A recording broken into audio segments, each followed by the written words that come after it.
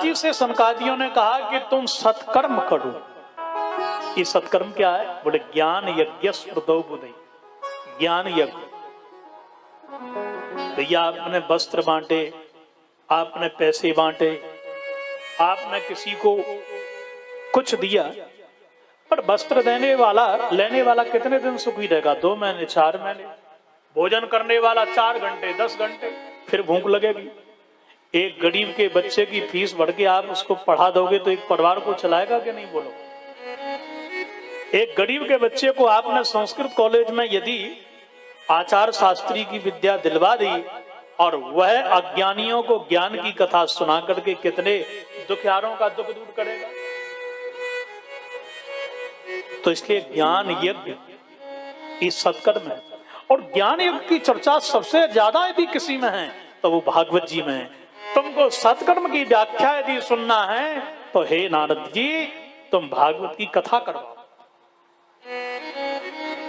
अच्छा, पढ़ा लिखा व्यक्ति बड़ी देर में मानता है, बिना पढ़े लिखे व्यक्ति से कहे तो देखो भगवान पाना चाहते हो? हाँ महाराज।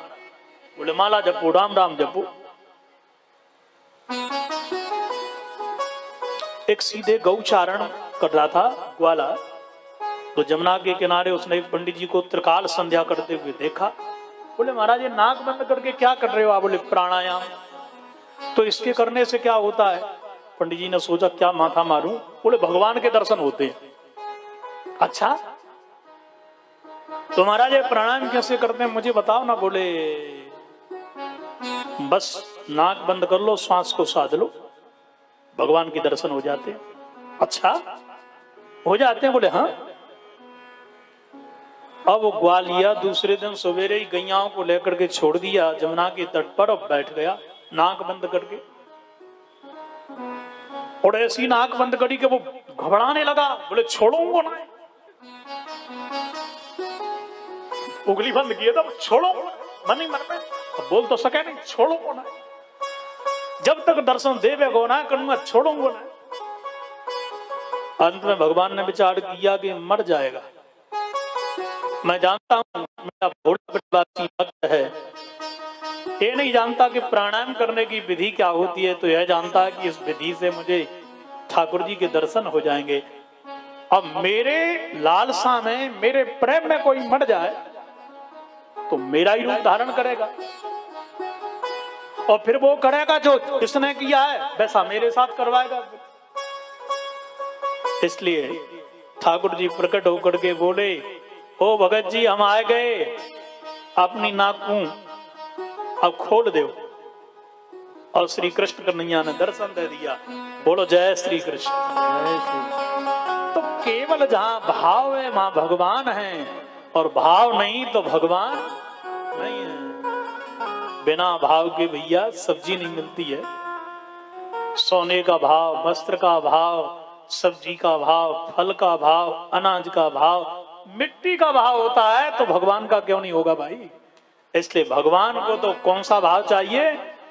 बिना प्रेम डीजे नहीं नटवर नंद किशोर।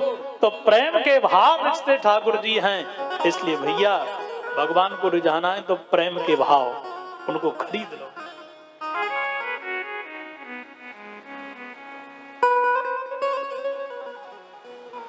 तो पढ़े लिखे नारद जी कैसे जल्दी मान जाएंगे?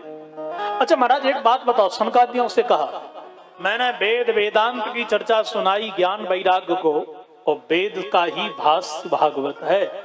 जब वेद के सुनाने से दुख दूर नहीं हुआ, भक्ति ज्ञान वैराग्य का तो भागवत से कैसे हो जाएगा?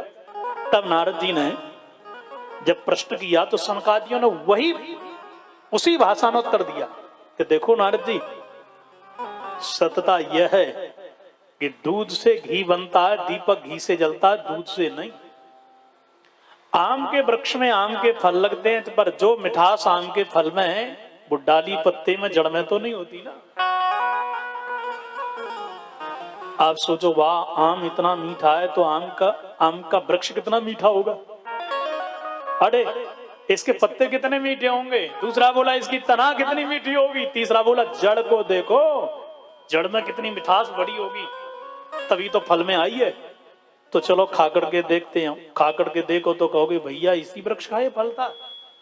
वो कड़वाहट होगी उसमें। तो जैसे आम के वृक्ष का सार आम का फल है, जैसे दूध का सार घी है, जैसे गन्ने के वृक्ष का सार चीनी है, उसी प्रकार से वेद का सार भागवत पुराण है। ये मीठा है। सारे वेद का सार दोगड़ के श्री सुखदेव जी ने परीक्षित को पिला दिया।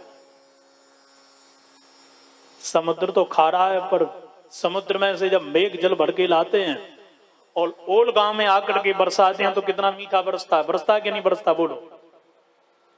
बस ऐसे ही ये भागवत मीठा शहद के समान मीठा है, सुस्वादु है। और भक्ताजन मीठी वाणी से जब श्रोताओं के कर्णरंध्रों से हृदय में उतारते हैं तो प्रेम की समुद्र की सुनामी दौड़ पड़ती है, जहां में ठाकुर जी तैरते हैं और अपने भक्तों को आनंद कर देते हैं। बोलो राधे राधे।